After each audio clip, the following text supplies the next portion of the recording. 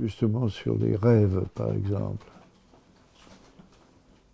J'avais lu un article de Sebag avant que Sebag se suicide. Il avait écrit sur les rêves dans, je pense, c'était la revue de Sartre.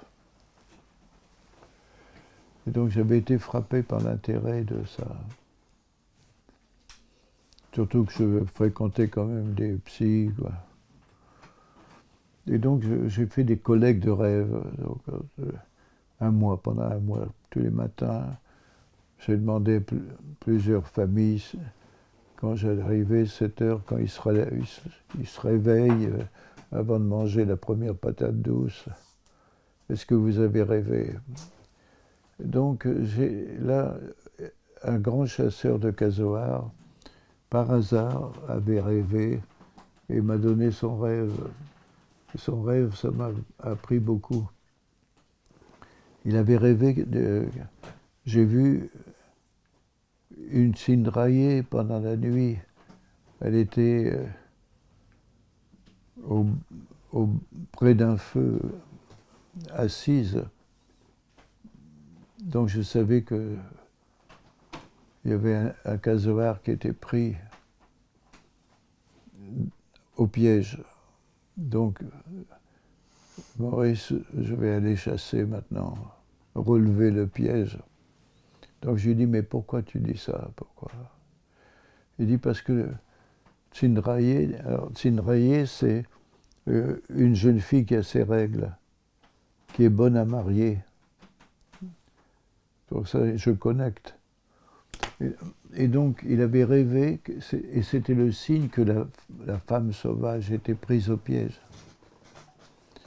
Donc, c'était le signe qu'il fallait relever les pièges. Alors, je pense qu'ensuite, il y avait... Alors, c'est compliqué, parce que donc c'est un esprit qui lui indique. L'esprit se présente sous la forme d'une jeune femme qui a eu ses règles, qui est bonne à marier, quoi. Or, tous les casoars sont des femmes, sont des femelles. C'est-à-dire, alors que ce sont des chasseurs qui connaissent parfaitement les oiseaux, tout ça, ils posent un postulat qu'il n'y a pas de mâle chez les casoars, qu'il n'y a que des femelles. Comment des chasseurs qui connaissent les mâles et les femelles, les chiens et les chiennes, tout ça, comment ils peuvent oblitérer le sexe masculin des casoars? Donc tu vois que c'est un postulat dans l'imaginaire.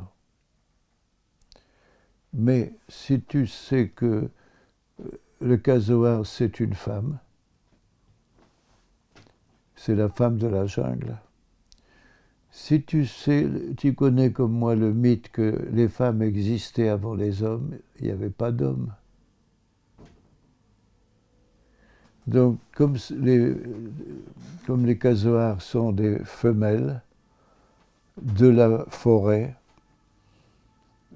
ils représentent les femmes qui existaient avant les hommes.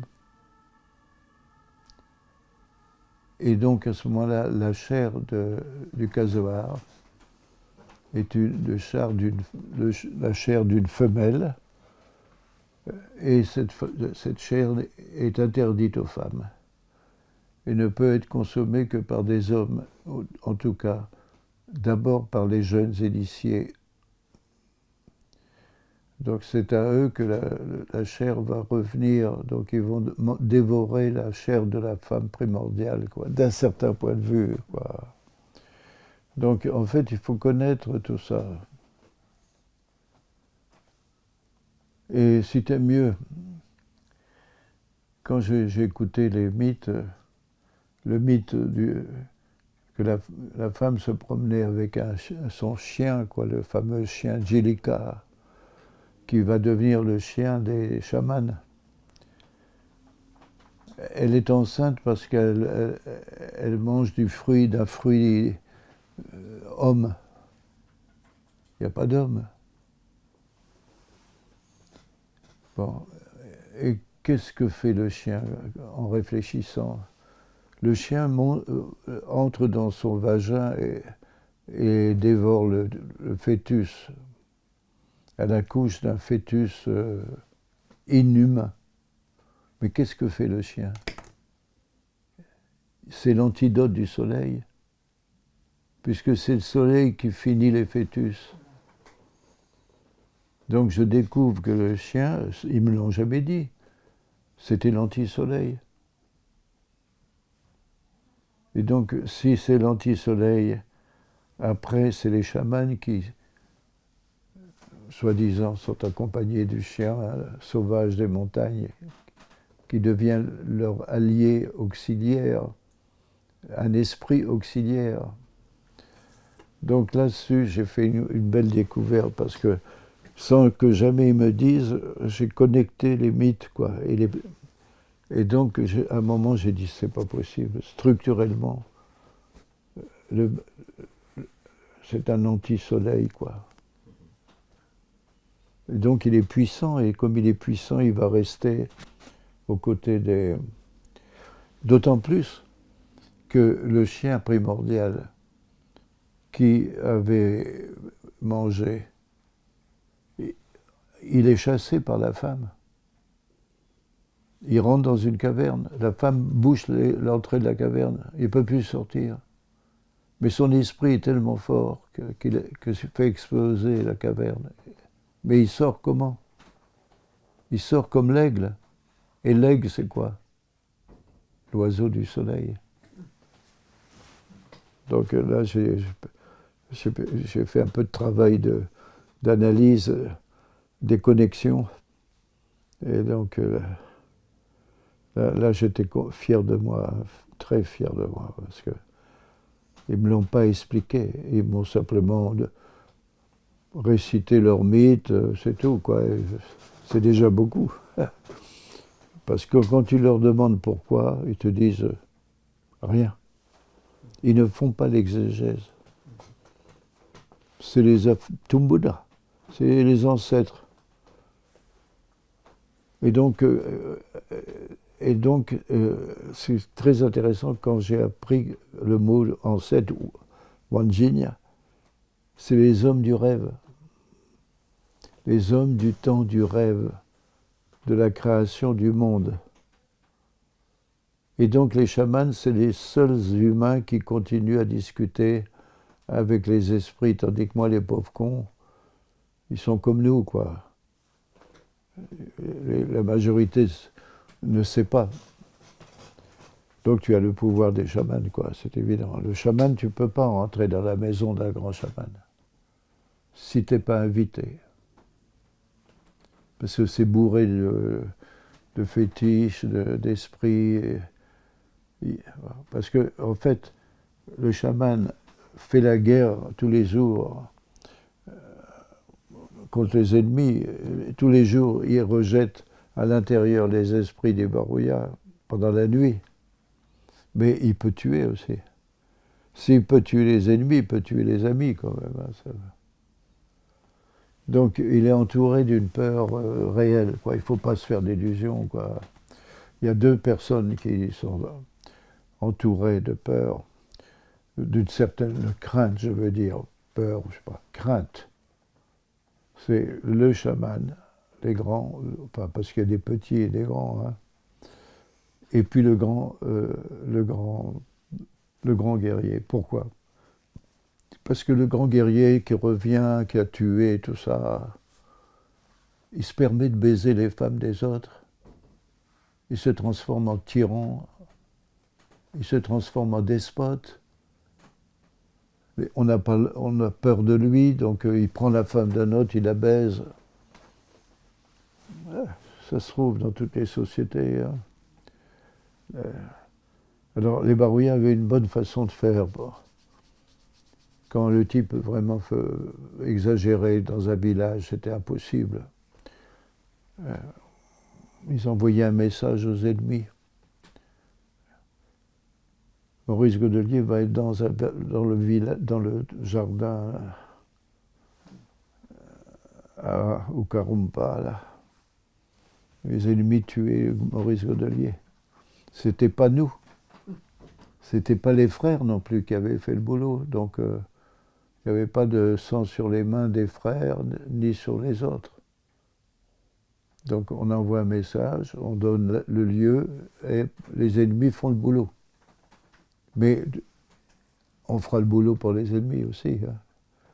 Quand ils nous enverront un message, c'est pas la guerre là, c'est la justice. Ben, c'est très important aussi de comprendre ça. C'est-à-dire l'ennemi, je parle des ennemis qui deviennent des amis, qui redeviennent des ennemis, c'est-à-dire l'éternité, quoi. Tu vas pas faire ça avec les ennemis héréditaires, là. C'est pas des copains pour rendre service, quoi. Donc c'est pour ça que je te dis, il y a une géopolitique intéressante, parce que tu fais faire à tes ennemis un travail de justice que tu peux pas faire toi-même. Non, ça veut dire aussi que la vie tribale, tu fais attention à tuer les voisins ou ton frère ou tout ça, quoi. Donc c'est pour ça que je te dis, j'ai appris beaucoup lorsque j'ai découvert qu'il y avait un noyau de morale universelle. Tu tues pas, tu violes pas. Sinon, bon. Alors, évidemment, le jour même, enfin presque le mois où j'ai commencé à vivre dans le village, au début, pour construire ma maison, ça a duré des semaines. Donc je couchais chez des gens, quoi. Alors je couchais par terre, comme un scout, quoi, tu vois. Putain, les gars, les puces. J'étais bouffé à puces. Après, j'ai amené des insecticides en poudre. Et les types venaient tous les matins, je leur mettais des insecticides, ils avaient plein de puces partout. Et ils avaient des plaies aussi à cause des cordons de leur slip, si on peut dire, slip de 4 kilos. Donc je faisais aussi de la pharmacie le matin. Et j'ai opéré même 2 fois une femme, un homme et une femme. Il y a une femme qui est venue un matin, une vieille, le mollet était séparé de l'os. Tu voyais l'os blanc, le mollet. Un de ces cochons l'avait mordu, arraché. Qu'est-ce que je vais faire là? Putain, moi je suis pas médecin, quoi. Et donc j'ai dit, fais attention à toi, je vais te faire très mal. Donc j'ai pris du spirit qui me servait à faire mes lampes pétrole pour nettoyer la plaie. J'ai mis du spirit, gueulé comme tout. Et bon, puis après je lui ai raccordé tout ça, j'ai fait des pansements et tout. Ouais. Ça a marché. Un autre jour, arrive un guerrier qui avait une flèche dans le pied.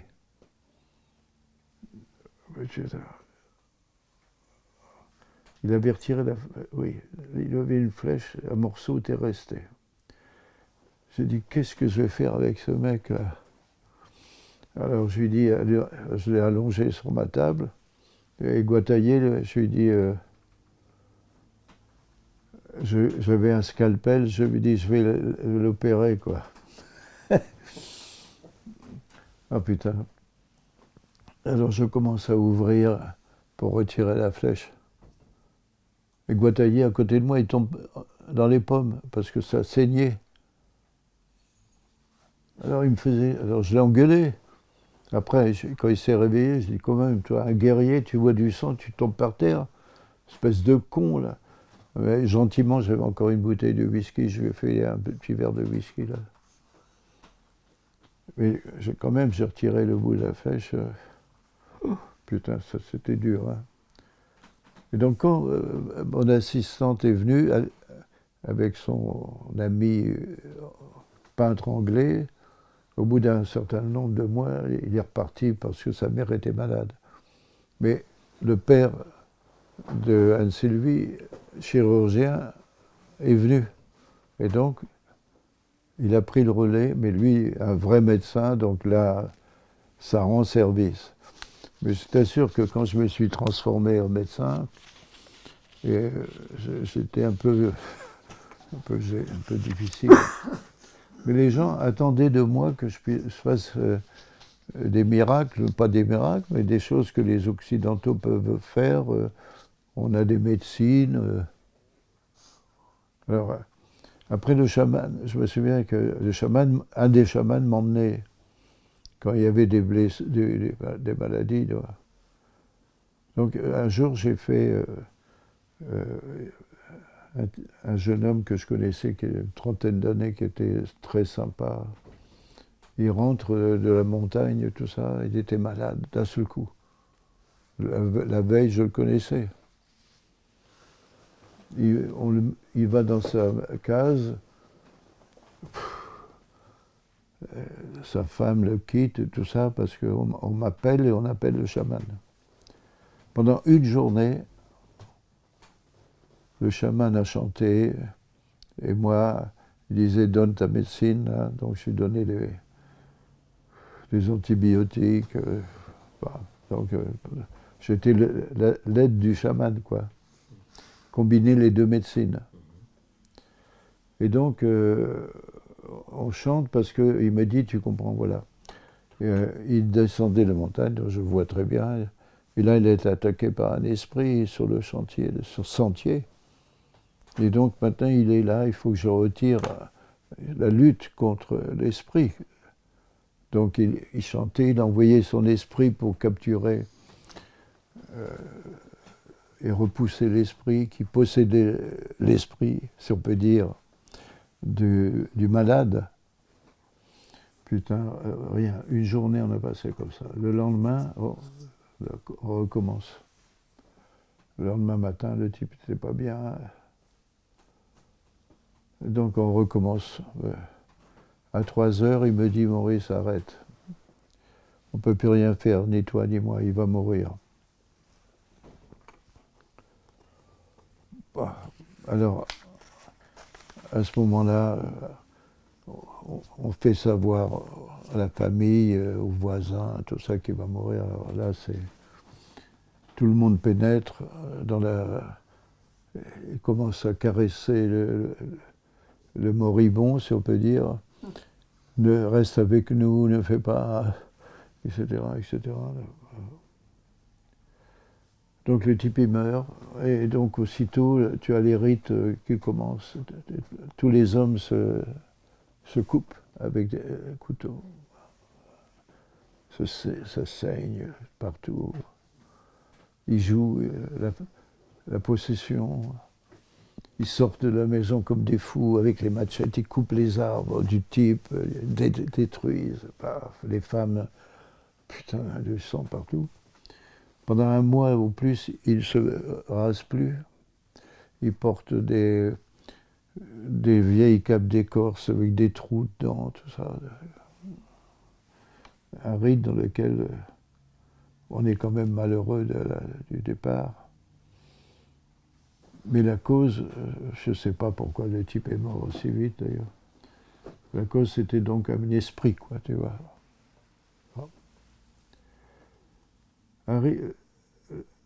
Le grand chef des initiations, Yip Meyer, est mort pendant que j'étais là.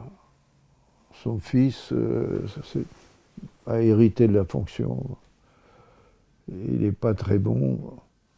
Et pendant un certain nombre d'années, il est devenu gardien de garage dans la capitale, avant de reprendre les fonctions de son père. Mais bon. Donc on a enterré avec... à ce moment-là, il y avait Jean-Luc Laurie et Pierre Lemonnier. Alors, c'était mieux le corps de Yip Meillet, le grand maître, des initiations masculines, pas des chamans.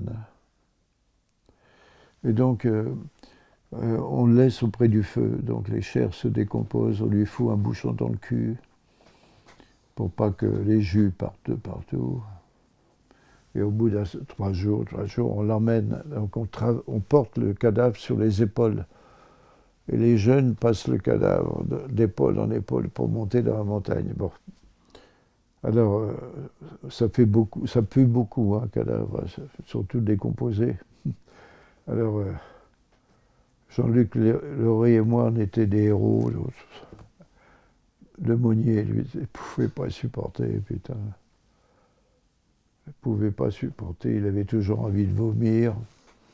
À la fin, je lui dis, fais chier, tiens, j'ai encore un chewing-gum, mange ça, puis ne fais pas chier. Ouais, c'est parce qu'il faut être dur sur le terrain. Et donc, on arrive.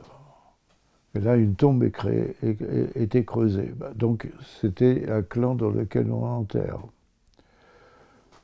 Et la tombe est creusée, mais dans une paroi, tu as un trou. Donc, et tu vas mettre le cadavre dans ce trou. Ok.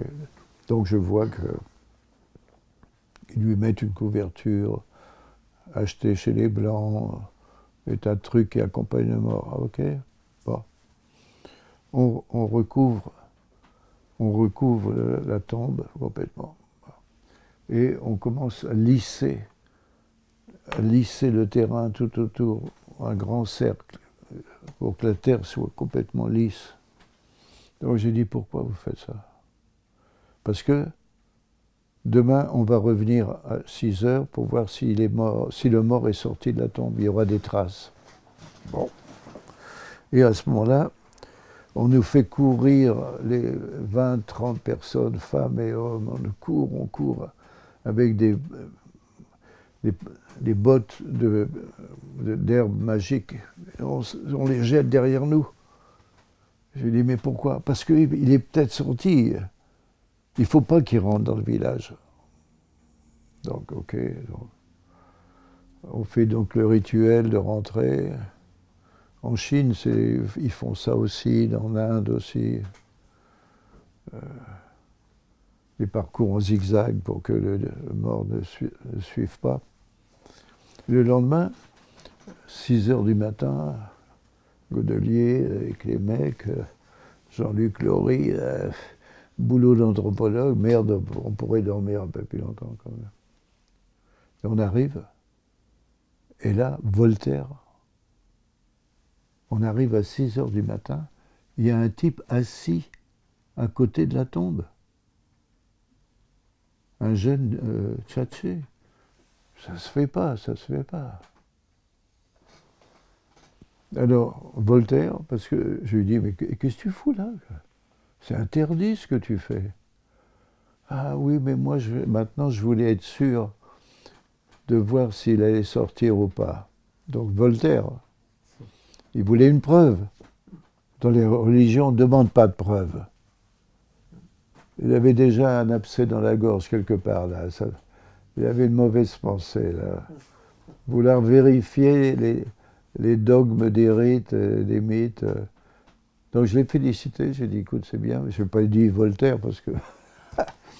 Mais j'ai dit quand même, c'est bien. Donc, le type qui vient, il passe toute la nuit pour inspecter s'il y avait quelque chose, une trace.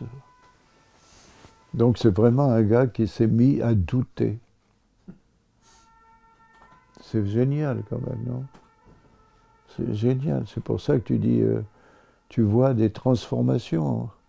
Ça, c'est évidemment en contact avec les Européens.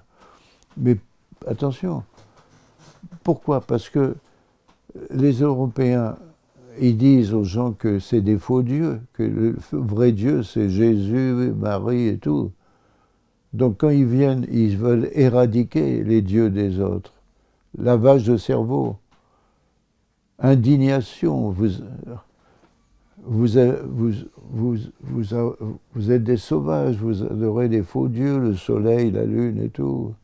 Tandis que nous, on apporte Jésus et votre âme sera blanche alors que votre peau est noire, etc. etc.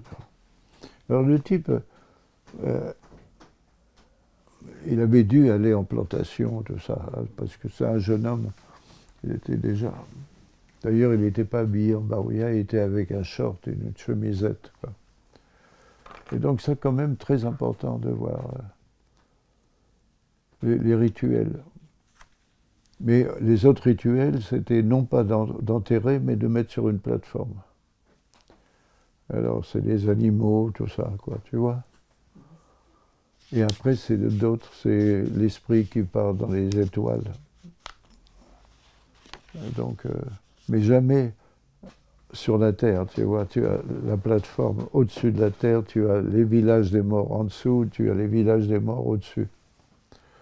Donc, tu as un cosmos. Et dans les rituels d'initiation, sur la grande maison que tu as vue, là, ici, la Chimia, il y a des appels pour les ancêtres. Donc, ils appellent au moment des grandes initiations les esprits des montagnes, les esprits des rivières, les esprits des arbres, les ancêtres. Tout ça les entoure pendant un mois. Et à la fin, ils repoussent le soleil qui est... J'étais peint en mauve aussi avec l'argile, une sorte d'argile mauve qui rend opaque. Donc voilà. Tu vois qu'un cinéaste, il va filmer, mais il ne comprendra pas, quoi. De plus, il ne verra pas comme moi, pas plus que moi, les ancêtres. Mais moi, je suis obligé de savoir qu'ils sont là, quoi. Ils sont à côté de moi. Tu vois ce que c'est que l'imaginaire, quoi. Tu ne peux jamais voir ce à quoi tu crois. Sauf quand le Dieu apparaît, tu vois, Jésus apparaît d'un seul coup. Or, un jour, j'étais dans mon bureau, si on peut dire. J'arrive, un de mes amis, un de mes informateurs, Giravenia, un jeune homme très, très brillant, tout ça, arrive, il était vert de peur. Pour un noir, être vert de peur, ça existe. Hein. Je me suis dit, mais qu'est-ce qu'il y a? C'était vers 6 heures du soir. Je viens de voir mon père. Je descendais la montagne, là, il me donne. Et d'un seul coup, mon père était là, au bord du chemin. Et il m'a regardé longtemps, moi j'ai regardé, j'ai couru, et maintenant je suis chez toi. Je me suis dit, ok, calme-toi, mais bon, c'est tout. Je ne peux pas lui dire, t'as pas vu ton père. Hein. Et un autre jour, je suis chez moi, et c'est ça qui est très intéressant chez les chasseurs. Minuit, putain, les mecs, ils tapent à ma porte. Habille-toi, Maurice, il faut que tu viennes avec nous. Prends ton fusil, j'avais un fusil. Prends ton fusil. Mais je dis, qu'est-ce qui se passe? Il y a le maître des cochons sauvages est entré dans le village. Donc, il y a un sanglier super, c'est le maître des sangliers qui était entré. Pendant 1 heure, on a tourné autour du village avec les lampes et tout. Et il y avait des empreintes d'un gros cochon, quoi. Putain, les mecs avaient peur. Et puis ça faisait le tour du village en plus. Oui, il n'y avait pas de cochon sauvage, il n'y avait pas de sanglier, quoi. Mais c'était important parce que l'idée d'un maître c'est comme chez les Inuits. Hein. C'est comme chez les Inuits. Tu as le maître des ours, ou l'ours maître. Si tu le tues, il faut aussi quand même lui faire un rituel, quoi. Ou si tu as beaucoup de poissons, tu remets dans la mer les arêtes de poissons. Donc tu tues, mais avec respect.